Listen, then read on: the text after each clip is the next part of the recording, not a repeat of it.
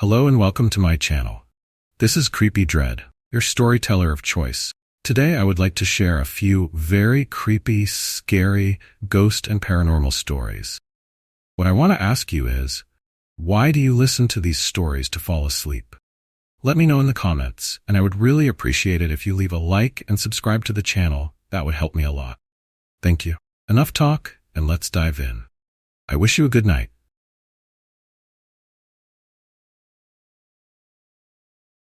I've never lived in a haunted house, James begins in a low, ominous voice.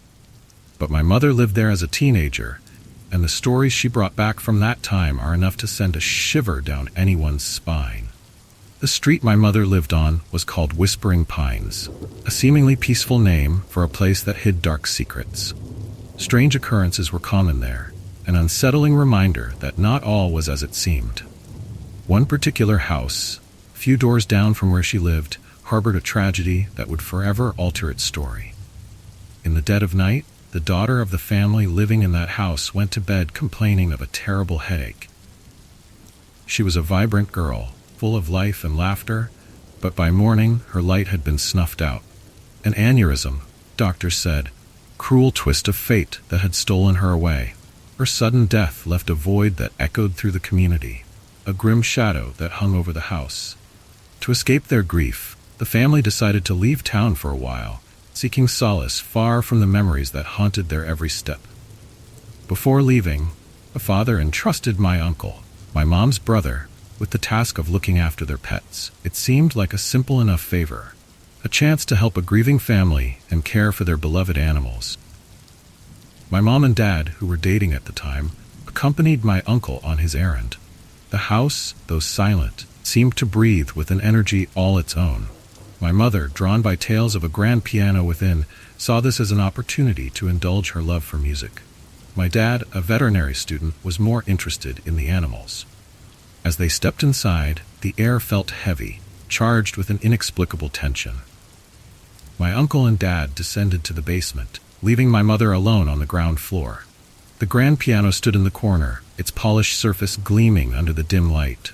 Eagerly, my mother sat down and let her fingers dance across the keys, filling the room with a haunting melody. For a moment, she lost herself in the music, the notes weaving a spell that seemed to chase away the shadows. Then, out of nowhere, she felt something brush against her ankles, a soft, almost tentative caress. Startled, she paused, glancing down with a nervous laugh. She assumed one of the cats had escaped from the basement, its curiosity bringing it to her feet. Shaking off the sensation, she resumed playing, her fingers trembling slightly.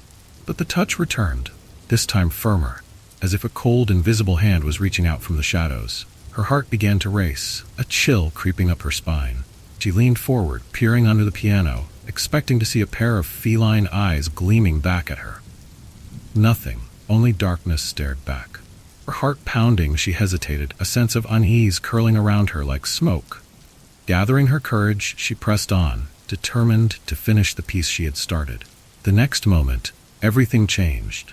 Icy fingers wrapped around her ankles, gripping them with a strength that sent terror searing through her veins. It was as if a child's hands had reached up from the depths, playful yet filled with a longing that transcended the grave. She screamed, the sound cutting through the air like a knife. Her instincts took over, and she bolted from the piano, her feet stumbling over each other in her haste. She dashed toward the basement door, her voice hoarse as she called for my uncle and dad, desperate for their presence. They emerged from the basement, alarm etched across their faces. My uncle was the first to reach her, taking in her pale face and wide eyes with growing concern. "What happened?" he demanded, fear threading through his words. Breathless, my mother recounted the chilling encounter, her voice quivering with the memory of the cold touch. As she spoke, my uncle's expression shifted from confusion to horror, his skin turning ashen. He exchanged a glance with my dad before revealing the truth. "The daughter who died," he said, voice barely above a whisper. "She used to play a game with her father. When he played the piano, she'd crawl underneath and grab his ankles, pushing his feet up and down on the pedals." The weight of his words settled over them, thick and suffocating. The spirit of the girl, her life cut tragically short, had reached out from beyond the veil. In death, she had mistaken my mother for her father, seeking to relive the moments of joy and connection that had defined her short life. The house, with its silent rooms and shadowed corners, now seemed to pulse with a presence that was both mournful and restless. My mother's encounter had peeled back the layers of time, revealing the thin boundary between the living and the dead. As they left the house, the air felt heavy with unspoken sorrow, the memories of what had transpired clinging to them like a second skin. My mother never returned to that house, nor did she ever again play the piano with the same carefree abandon. For those who dared to venture near, the house became a place of whispered legends and lingering fears. They spoke of ghostly melodies that drifted through the night and the chilling caress of phantom hands that reached out from the shadows. The story of the haunted house on Whispering Pines remains a cautionary tale, a reminder that the past never truly leaves us. The tragic events and the spirit of a lost child continue to echo through the halls, weaving a haunting melody that transcends time. Even now, those who hear the story or walk by the house feel a shiver of unease, a prickling awareness that some spirits never rest. The boundaries between worlds blur, leaving behind traces of love, longing, and the enduring hope of connection. As James finishes the tale, a silence falls over the room, broken only by the distant notes of a piano, carried on the wind from a place where the living and the dead still dance in the shadows.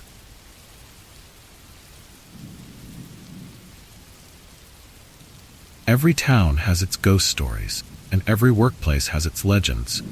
For the ambulance company where I used to work, that legend was Rig 12. Whispered about in hushed tones among the EMTs, it was known as the haunted ambulance. I never believed in those tales. Ghosts were the stuff of campfire stories and horror movies, not the real world. That all changed the night I had my own encounter with Rig 12. It was a quiet, uneventful night in a rural community. My partner and I were on the night shift, clock creeping toward 3 a.m. The world outside was cloaked in darkness, a heavy silence draping over everything like a blanket. The kind of silence that makes the hairs on the back of your neck stand up, even when there's nothing there. I was in the driver's seat, fighting off sleep, while my partner was slouched in the passenger seat, her eyes closed. We were both caught in that strange limbo between wakefulness and dreams, where reality blurs and anything feels possible. Then it happened. A voice, muffled and distant, broke through the quiet, pulling me back to the present. I thought it was my partner, talking in her sleep. Irritated, I mumbled something about trying to rest and closed my eyes again, willing myself back to that hazy twilight of half-sleep. But the voice returned, this time clearer, more insistent. A male voice, full of panic and fear. "Oh my God, am I dying?" it asked, each word slicing through the silence like a knife. Then came the sound of heavy breathing, ragged and desperate, filling the cab with an oppressive weight. My partner and I jerked upright, our eyes wide and alert. We exchanged a glance, confusion and fear mirrored in each other's eyes. The voice had come from the back, where the patients would be. But we were alone, or so we thought. For a moment we sat there, listening, our hearts pounding in our chests. The ambulance was silent again, the night swallowing up the sounds as if they had never been. Just when we thought we had imagined it, we heard another noise. A metallic click, followed by the unmistakable hiss of an oxygen bottle. I fumbled for the lights, my hands shaking as I flicked the switch. The interior of the ambulance was suddenly bright, chasing away the shadows, but not the sense of unease that clung to us. We scrambled out of the rig, our nerves on edge, adrenaline pumping through our veins. Outside, the air was crisp and cool, a stark contrast to the stifling atmosphere inside the ambulance. I half expected to see someone slinking away into the night, some prankster or transient who had climbed aboard while we were dozing, but the night was empty. Only movement, the gentle sway of trees in the breeze. We approached the rear doors cautiously, my partner and I exchanging another nervous glance before pulling them open. The interior was just as we had left it, the stretcher empty, the equipment neatly stowed. No sign of an intruder, no hint of the mysterious voice we had heard. I checked the oxygen bottles, expecting to find one open, leaking its precious air into the void. But both were closed, the gauges reading full. It didn't make sense. None of it did. Rig 12 had a reputation for strange occurrences. Stories circulated among the staff, each more outlandish than the last. Lights turning on and off by themselves, the radio crackling with static that sometimes formed into words, shadows that flickered in the periphery of vision. I had dismissed those stories as just that, stories. But now, standing in the chilly night air, I couldn't shake the feeling that something was very wrong with Rig 12. My partner and I clambered back inside, closing the doors firmly behind us, but sleep was a distant thought. The rest of the night passed slowly, each tick of the clock echoing loudly in the confined space. We tried to laugh it off, to convince ourselves that exhaustion had played tricks on our minds. But deep down, we knew what we had experienced was real. In the days that followed, I couldn't stop thinking about what had happened. I began asking around, digging into the history of Rig 12. That's when I learned about the accident. Years ago, an EMT had died in the back of the ambulance. A freak incident, a collision on a foggy night. He hadn't made it. The more I learned, the more convinced I became that his spirit was still there, trapped in the ambulance, reliving his final moments over and over again. "Am I dying?" his voice had asked, echoing from the past into the present. To this day, Rig 12 remains a part of the fleet, its haunting reputation enduring among those who work there. Some refuse to take it out, citing mechanical issues or personal reason. Others, like me, can't shake the memory of what we heard that night. The haunted ambulance continues to serve, carrying its stories along with its passengers. A reminder that some spirits never rest. They linger, caught between worlds, reaching out for comfort or understanding in the only way they know how. And if you find yourself working the night shift, alone in the quiet darkness, keep an ear out. Listen carefully, for you might just hear the whispered words of Rig 12, carried on the wind like a ghostly lament.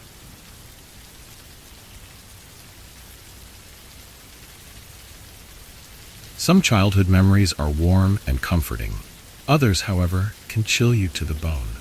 One such memory has haunted me ever since I was 10 years old. A memory that refuses to fade away, no matter how hard I try to forget. It all began one night when I was a kid. I was woken up by the creak of my bedroom door slowly opening. At first, I thought it was just a dream. But then I felt the weight of someone sitting on my bed, the mattress sinking under their presence. A gentle graze on my leg made my heart race. I assumed it was my mom checking on me, as she sometimes did. But as I opened my eyes, expecting to see her comforting face, my heart stopped. Sitting at the foot of my bed was a boy about my age. But there was something horribly wrong. His eyes were empty, black sockets staring blankly into nothingness. The sight sent shivers down my spine, freezing me in place. My mind struggled to comprehend what I was seeing. He extended a hand toward me. In it, he held a small, mysterious box. I reached out instinctively, curiosity mingling with fear. But just as my fingers brushed the box, he pulled back. Frustration overcame my fear, and I demanded, "Give it." In that split second, I blinked, and when I opened my eyes again, he was gone. The room was just as it had been, silent and still, but the indentation where he had sat was still there. Chilling reminder that it wasn't just my imagination. 5 years passed. The memory of the Eyeless Boy lingered, a shadow on the edge of my mind. I had started dating a girl from school, and one evening she came over to do homework. Afterward, she lay down to take a nap while waiting for her parents to pick her up. When they arrived, I tried to wake her. She opened her eyes suddenly, wide with terror, and stared at a corner where the wall met the ceiling. She pointed, eyes wide, then drifted back to sleep. Confused, I shook her again until she was fully awake. I told her what she had done, and a haunted look crossed her face. "Up on the wall," she said, her voice barely a whisper. I saw a little boy with no eyes. He was there, in a Spider-Man pose, staring at me. Chills ran down my spine. I freaked out, realizing she had seen the same boy from my childhood. The same eyeless boy who had sat on my bed all those years ago. Another 5 years went by. I was still with the same girlfriend, and we now had a 2-year-old daughter. We were living in my parents' house, in my old room where it had all started. Life was busy, and the memory of the eyeless boy had faded, becoming just a story I told myself to rationalize the unexplainable. But then something strange began to happen. My daughter started waking up at the same time every night. I would hear her soft voice in the darkness, carrying on conversations with someone unseen. At first I thought nothing of it. Children have vivid imaginations after all. But after a while I noticed the conversation seemed eerily repetitive, like she was speaking to someone who answered back. One night I playfully asked her whom she was talking to. "It's a little boy," she said with innocent certainty. "He's nice. He's lost and looking for his mommy." Words froze my blood. I couldn't shake the feeling that the boy she described was the same one who had haunted my nights and those of my girlfriend. The same eyeless boy, now reaching out to my daughter. My daughter's nightly conversations continued for several months, an unsettling routine we could not break. The experience had become too real, too disturbing to ignore. I knew we couldn't stay in that house any longer, not with the eyeless boy seemingly woven into the fabric of its walls. Later that year, we moved into our own place, leaving behind the old house and its memories. The strange conversations stopped, and life gradually returned to normal. But I couldn't forget the feeling that we had been sharing our home with something, or someone, not entirely of this world. Even now, as I tell this story, I can't shake the feeling that the eyeless boy is still out there, searching for something, or someone he lost long ago. A part of me wonders if he was simply trying to reach out, find comfort in the presence of the living. The story of the eyeless boy remains a haunting reminder that some things defy explanation, lingering at the edges of our perception, waiting to be acknowledged. And if you ever feel the weight of someone sitting at the foot of your bed, or hear the whispered voice of a child in the night, remember that not all memories are left behind.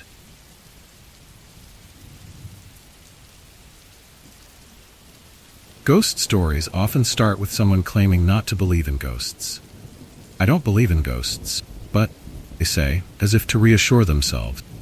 Yet these tales inevitably pull us into a world where belief in the supernatural becomes the only explanation. A few years ago, I moved into a one-bedroom apartment in Melbourne, Australia. It was a quaint, old building from the 1930s, full of character and history. It was my first time living alone, and I was excited about my independence. But the excitement quickly faded into something far more sinister. I had been living there for a few months when I came home from work one evening. Exhausted, I walked into the bathroom and noticed something strange. A thick wooden board, which had covered a hole in the ceiling leading to a small attic, lay shattered on the floor in two pieces. The board was solid and heavy. It would have taken Bruce Lee to break it. I stood there, frozen with fear. Someone's up there for sure, I thought, my mind racing with possibilities. Had the landlord sent someone to fix the attic without telling me? The thought of someone lurking above me was terrifying. I emailed the landlord, attaching pictures of the broken board. My message had a hint of annoyance since she hadn't given me any warning about repairs. Her reply was swift and unsettling. "Please call me as soon as you can." When I called her, she sounded tense. She explained that the last two tenants had experienced the same thing. The board would break without explanation. She promised to have it replaced, and she did. A month passed, and I tried to push the strange incident from my mind. But then, one night at around 4 a.m., I woke up suddenly. Goosebumps covered my skin, and it felt like icy fingers were brushing against me. The room was silent, yet the air was thick with unease. Then I heard it, a dragging sound, slow and deliberate, coming from above my bed. It was as if someone was pulling a heavy sack across the floor. I lay there paralyzed with fear, convinced that someone was in the attic. There was no way an animal could make that sound. 5 minutes passed before I gathered the courage to move. I turned on the light, grabbed a cricket bat for protection, and headed to the bathroom. The board covering the attic hole was broken in two again, just like before. I felt sick to my stomach. The dragging noise stopped, but now I heard something else. Whispering. The sound drifted down from the attic, clear as day. It sounded like children's voices, repeating a chilling phrase. "It's your turn. It's your turn." I panicked, turning on every light in the apartment, desperately trying to make the place feel normal. But the whispers continued, echoing in my mind. It was 5 a.m., and darkness still enveloped the world outside. In a bid to distract myself, I turned on the TV. Suddenly a fuse blew, plunging the apartment back into darkness. From the kitchen, my pet budgie Dexter started squawking loudly, a sound I'd never heard before. It was as if he was being strangled, his cries echoing with terror. I bolted out of the apartment, clutching my car keys. I ran to my car and locked myself inside, waiting for the first light of dawn. Only when the sun began to rise and I saw people walking their dogs did I feel brave enough to return. I approached the apartment cautiously, noticing the front door was open. I tried to convince myself that in my panic, I had forgotten to close it. I hurried to the kitchen to check on Dexter, but his cage was empty. A fresh wave of fear washed over me. All the windows were shut tight, so I searched every room. When I reached the bathroom, I heard splashing. I rushed inside to find Dexter half submerged in the toilet, struggling to stay afloat. I quickly pulled him out, washing and drying him with shaky hands. My mind spun with confusion and dread. How had he ended up there? At 8 a.m., I called the landlord, giving her a watered-down version of the night's events. She responded with a disturbing revelation. "Oh wow, you heard the whispering too." Despite the growing fear, I stayed in that apartment for another 18 months. Occasionally, I heard the whispers again, and twice more, a board covering the attic hole mysteriously moved. I tried to rationalize these experiences, but the eerie occurrences kept me on edge. Eventually, I moved out, hoping to leave the haunting memories behind. Yet the landlord recently contacted me, saying her new tenants wanted to speak with me about the strange happenings in the apartment. But I refused. Whatever lurks there is their problem now. This experience taught me that some places are deeply tied to the spirit world. The whispers from the attic, the dragging sounds, and the chilling presence of something unseen served as a reminder that we are never truly alone. There are forces we can't explain, lingering in the shadows, waiting for their turn to make themselves known. As I share this story, I can't help but wonder if the apartment's new residents hear the same whispers, feel the same chills. Whatever it was, it seemed to be waiting for someone to acknowledge its presence, to hear its message. And so, I leave it behind. A chapter of my life that will always be shrouded in mystery. A ghost story that started with disbelief but ended with an undeniable encounter with the unknown.